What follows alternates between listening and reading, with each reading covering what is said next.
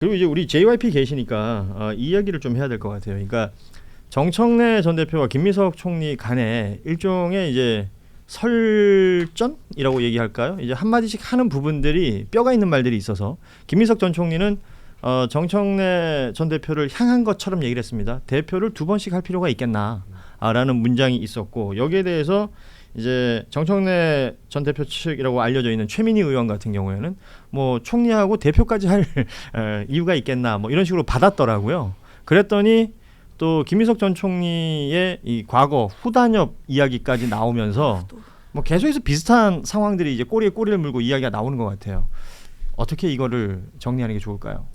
정리 못하죠. 못해요? 정리 못하고 이거는 어쩔 수 없는 현상이에요. 저는 개인적으로 정치에서 파면은 어쩔 수 없다. 정치인의 현재의 아이덴티티라는 것은 과거를 통해서 형성됐기 때문에 과거를 파헤칠 수밖에 없다라는 생각이 들고요. 다만 이 과거를 상쇄할 만큼의 반성과 성찰 그리고 또 다른 성장을 통해서 그런 부분들을 해결했느냐 그렇게 접근해야 된다고 보고요. 저 말씀들은 맞기도 하고 다 틀리기도 하고 뭐 그런 것 같아요. 그러니까 김민석 전 총리 같은 경우 난 후단협 소속 아니었다 이 얘기를 하잖아요. 네. 그리고 유시민 작가가 쓴 과거에 감수했던 자서전 노무현 전 대통령의 자서전 내용 중에 뭐 그런 내용도 있다 이런 식으로 지금 얘기를 하고 있는데 뭐 파묘라는 것을 정치인이 그리고 김민석 전 총리나 뭐 정청래 전 대표나 정치한 게 한 해 두 해가 아니기 때문에 자료는 얼마든지 있을 거고 네. 이렇게 그냥 그때 나올 때마다 이렇게 해명하면 되는 겁니까? 아니면 해명하고 사과하고 뭐 그렇게 넘어가는 거예요. 중요한 거는 이것의 양이 전당대회에 논쟁해야 될 것의 절대적 분량을 차지하는 게 문제예요. 나머지 뭐 AI 이야기도 해야 되고요, 서남권 이야기도 해야 되고 뭐 반도체 이야기도 해야 되는데 이것만으로 가는 것은 문제가 있다라는 거죠. 뭐 그렇게 보고 총리하고 대표한 사람 많은데 이해찬 총리도 그렇죠. 총리하고 대표했고 이낙연 총리도 했고 정세균 의장도 뭐. 정세균 의장은 뭐 의장 총리 대표 뭐 다 했고 네. 의장 하시다가 총리까지 하셨죠. 그렇죠. 근데 오히려 반대로 대표를 2번 한 사례는 많이 없죠. 대권 주자급이 아니라고 하면. 그 대표 2번 이야기는 요즘 그렇게 해석을 하더라고요. 2014년도에 브라질 월드컵 가서 개판 쳤는데 또 왜 감독을 시켜가지고 2번을 시켰냐. 예. 그 고대에 나오신 MB 얘기하는 거죠. 네. 그래서 한 번 실패한 감독을 또 감독을 쓸 필요 있냐 이야기를 하는데 제가 봤을 때 여기에서 제가 할 수 있는 이야기는 당 대표의 공천권을 없애버려야 됩니다. 그리고 민주당이든 국민의힘이든 대한민국 정당은 당분간 발전할 가능성이 없습니다. 그래서 공천권을 국민에게 돌려주는 오픈 프라이머리로 바꿔야 된다라는 것이 저의 소신입니다. 네, JYP의 뭐 오래된 소신입니다. 아니 오래된 소신 아닙니다. 이거는. 원래는 저는 당원 주권주의자입니다. 당원들이 다 뽑아야 된다. 왜 바뀌셨어요? 근데 정당이 잘 될 가능성이 없기 때문에 국민에게 돌려줘야 된다. 그러면 JYP가 보시기에는 지금 대한민국 정당 수준이 몹시 낮다. 2000년대 초반이 제일 좋았고요. 그 이후로 계속해서 떨어지고 있고 2016년 이후로 급속하게 하락하고 있다. 2016년에는 무슨 일이 있었길래? 잘 모르겠습니다. 박근혜 탄핵이 있었던 걸로 기억을 하는데 그때부터 선동과 그다음에 최소한의 그 통합도 존재하지 않는 정치로 바뀌었습니다. 저는 그때가 이제 유튜브 그리고 지금은 유튜브로 채널이 왔지만 대형 스피커들의 등장이라고 생각을 해요. 그런데 거기에 대해 이제 뭐 이석현 평론가가 했던 정치 군수업자라는 표현이 너무 와닿았는데 그 사람들 입장에서는 갈등을 부추기고 분쟁이 있어야만 사실 장사가 돈을 되는, 버니까 돈을 버기 언론도 때문에. 마찬가지지 뭐 사실. 근데 언론 같은 경우에도 최소한의 뭐 검증 그렇죠. 아니면 이런 것들이 있었는데 언론인이라는 그 규제 안에 있었는데 마치 지금 주식과 코인 관계 같아요. 그러니까 주식 같은 경우에는 그래도 그 제도적 틀이라도 있는데 코인 같은 경우는 그게 없다 보니까 거기서는 더 많은 일들이 일어나는 것처럼 그래서 그 영향 때문에 저는 2010년대부터 이제 정당이 역할이 조금 미진해지지 않았나. 근데 반대로 저는 오픈 프라이머리가 됐을 때의 걱정은 이제 유명세 싸움이 되면 오히려 더 유튜브 종속형이 더 될 수도 있어서 여기에 대해서는 한번 진짜로 미래를 위해서 어떻게 가야 될지는 한번 논의가 필요하다고 생각합니다.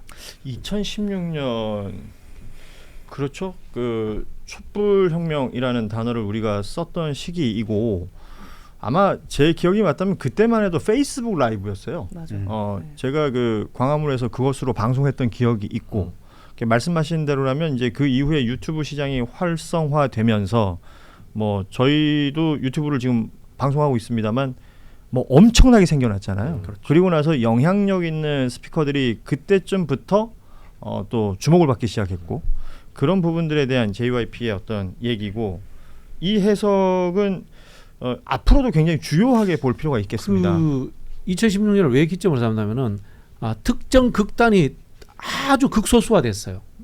그래서 나머지 보편성이 90% 이상을 통합하고 토론할 수 있는 환경이 만들어졌어요. 근데 그걸 우리가 다시 절반으로 갈라져 버린 거야. 2017년 대선 끝나고 그때 사실은 연정이라든가 통합의 정책을 했어야 돼요. 예를 들면 뭐 안철수도 데리고 오고 유승민도 데리고 오고 그렇게 하면서 그 바른미래당도 데리고 오고 하면서 그런 통합의 정치가 필요한 그럴 가능성이 그 그때는 기회를 있었는데 놓쳐버린 거죠.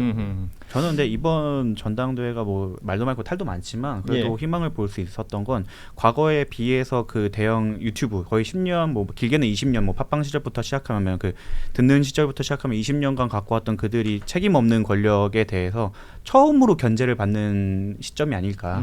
그렇게 생각을 하면 이것도 또 혁명적이거나 패러다임 전환이 있을 수도 있겠다라는 생각이 듭니다. 좋습니다. 우리 그 정구승 같은 용역 철거업자들이 그걸 막 부셔놓은 것 같은데. 그 사람이 이 사람이었어요? 저요? 예. 발주를 못 받았는데요. 월급을 안 받죠. 스스로 한 거지 스스로. 스스로 자, 발주. 아무튼 뭐 저도 지금 유튜브 방송을 뭐 몇 개를 하고 있습니다만 이 유튜브 방송이 가지는 뭐 순기능도 분명히 있습니다. 맞아요. 예. 그러니까 흔히 이 레거시 미디어들에 대한 또 다른 어떤 대안이 될 수도 있다라는 부분에 있어서 저는 굉장히 중요한 역할을 한다라고 생각하는 부분이 있습니다만 또 거기에 대한 역기능도 있다라는 부분 지금 짚어주신 것 같고 댓글창에 이제 뭘까 발현되는 그 문장들의 모습. 저는 그거 규제해야 된다고 생각합니다. 그러니까 굉장히 극단적이잖아요. 그리고 지금 저희가 하는 이야기와 상관없는 댓글들이 계속 달립니다. 그런 분들이 예. 갈등의 프레임을 계속해서 재양산시키는 분들이에요. 저기 자제하셔야 되고 특히 자주 이런 말씀드립니다만은 한겨레나 뭐 경향, 뭐 MBC나 CBS나 이제 언론사 유튜버들은 거기에 대해서 어느 정도 저는 제재를 할 필요가 있다고 봅니다. 그 레거시에 기반했기 때문에. 예. 네네. 그래요. 우리 제작진들 다 잘 들었죠? 예. 저는 JYP께서 저한테 아주 의미 있는 얘기를 해주신 게 정치를 하려는 사람은 댓글 보지 말라 그러시더라고요. 휘둘린다고. 그래서 제가 안 봅니다, 진짜. 정말 안 봐요. 백날 욕해봐야 내가 안 봐. 의미가 없어요.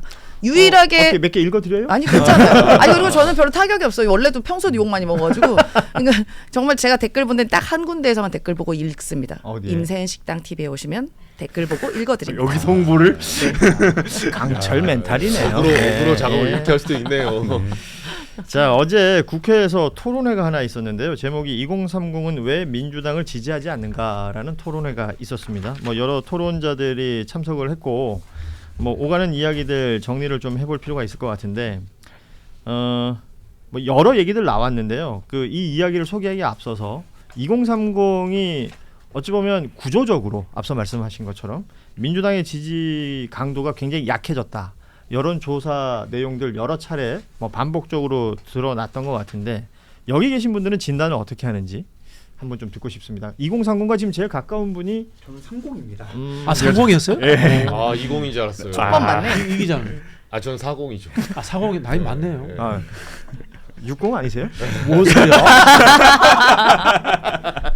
우리 정구승 변호사부터. 네, 어제 예비군을 다녀온 아직 예비군. 야 부럽다. 예. 예비군 가고 싶어요. 예비군 정치입니다. 예. 저는 딱 본 것 같아요. 저는 20살 때부터 정치에 관심이 있었지만 그때부터 민주당은 항상 기득권이었어요. 그러니까 그 민주당 주류분들의 생각은 우리가 항상 아웃사이더로서 개혁을 하는 사람으로서 우리가 항상 투쟁해 온다고 생각을 하지만 뭐 가끔 대선 때 정권이 넘어가기도 했지만 저희 입장에서 민주당은 항상 기득권이었던 입장에서 근데 기득권 분들이 자기는 자신 매번 개혁이라고 하면서 위선적인 모습을 보였다고 생각을 하거든요.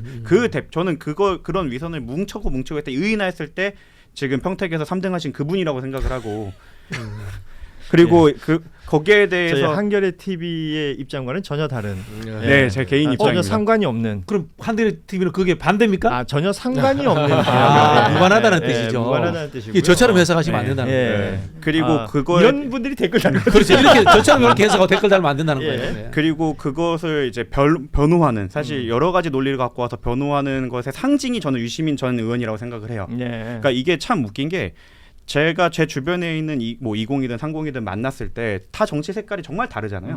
정말 다르다고도 한 가지로 모일 때가 딱 그 두 분 얘기할 때인 것 같아요. 그래요? 특히나 조국 전 의원에 대해 얘기할 때는 모두가 공통적으로 난 그 사람 싫어. 뭉쳐지거든요. 왜냐하면 다시 생각해 보면 그 조국 사태 일어날 때가 원서 쓸 때인데 그때 원서 썼던 대학생들 저 같은 경우는 그때 노스쿨 아마 입시가 전후였을 거예요. 예. 그때 우리 입장에서는 이걸 도저히 받아들일 수 없고 그때 민주진보 진영에서 말도 안 되는 커버를 쳤거든요.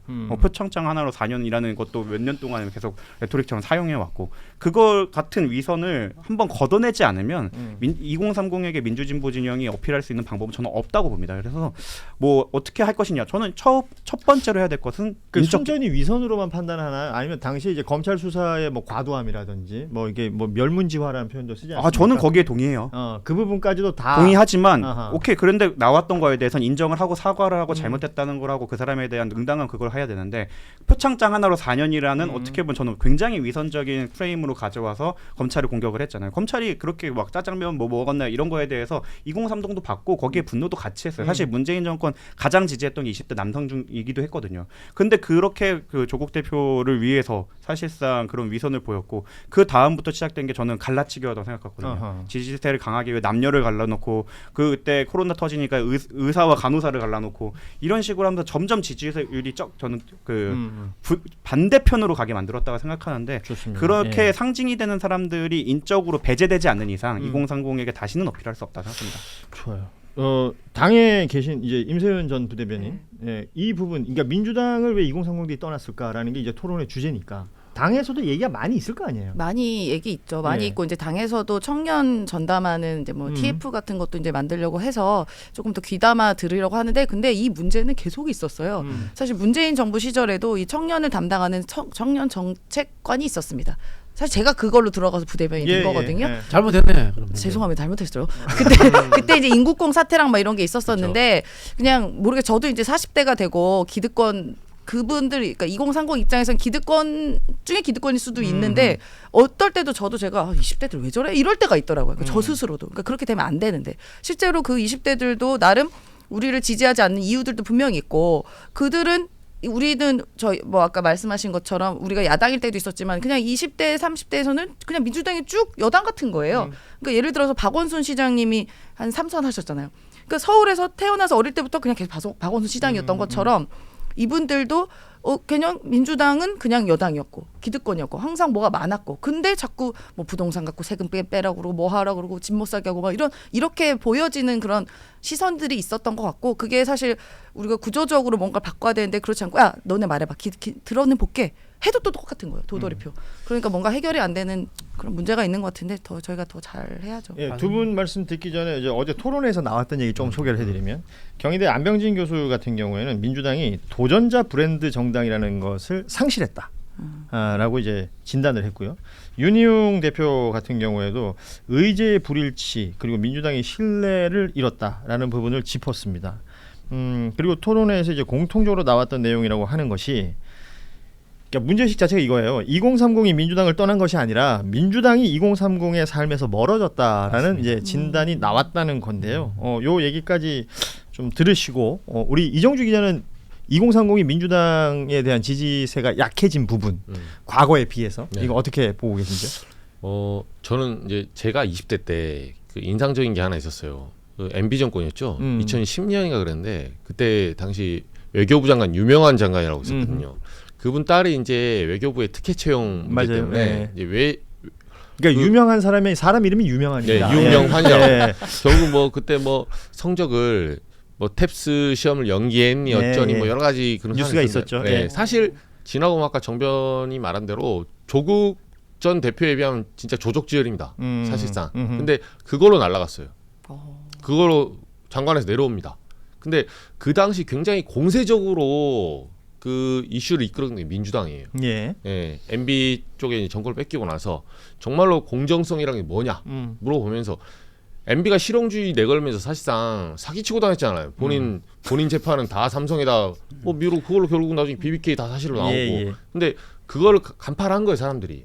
그래서 실용이어도 이거는 너무 본인의 지근거리에 있는 비리가 많다. MB를 누가 봐도 공정에서 뽑은 게 아니에요. 근데 거기에 진짜 사람들이 참을 수 있는 임계점을 넘어섰거든요. 저도 그랬었고 청년 때. 그래서 나름 그 당시에 민주당에 이제 그런 어떤 견제하기 위해서 힘을 많이 실어줬는데 지금 민주당의 모습을 딱 보세요. 그게 벌써 이제 16년 전이거든요. 근데 지금 당 이름 가리고 민주당하고 조국혁신당 합당하는 거 딱 보세요. 제가 봤을 때는 그 당시 한나라당하고 뭐 소위 말해서 뭐 친박연대 이런 데 합당하고 똑같아요. 그 이름 딱 가리고 입시만 딱 내서 빼서 보자고요. 입시 비리 부분만. 별건 안 다릅니다. 그런 것들을 2030이 중요하게 보고 있다. 그렇죠. 예. 그래서 저는 왜 이걸 말씀드리냐면 그 민주당이 아까 임 대변인 말씀대로 인구공부터 시작해서 이 젊은 사람들이 생각하는 2030이 생각하는 공정성 굉장히 가볍게 보는 느낌이 있어요. 예, 자기들은 다 수치말로 옛날에 헤쳐먹어 놓고 인구공 사태 때도 제가 이제 30대 후반에 기사를 딱 쓰려니까 당장 저희 부스에서 딱 4050하고 저랑 인식이 달라요. 저한테 제가 뭐라고 했냐면 아니 인천공항 국제공항을 비정규직을 정규직에 해야 누가 반대하냐. 그러면 근데 어떤 특정 지역만 이렇게 해주게 되면 실제로 그때 첩보들이 많았어요. 제보들 무슨 말이냐면 인천 국제공항이 여러 개 있는데 우리나라에 인천공항만 이게 친인척들이 정보가 빠져나간 거야. 이거 다 다음 달에 여기 비정규직 정규직이 해준다더라. 그럼 다 트라이를 여기로 하지. 그 김해공항. 얘기까지. 예. 그러니까 그런 문제 때문에 이게 공정성이 무너진 거라서 이렇게 해서는 안 된다.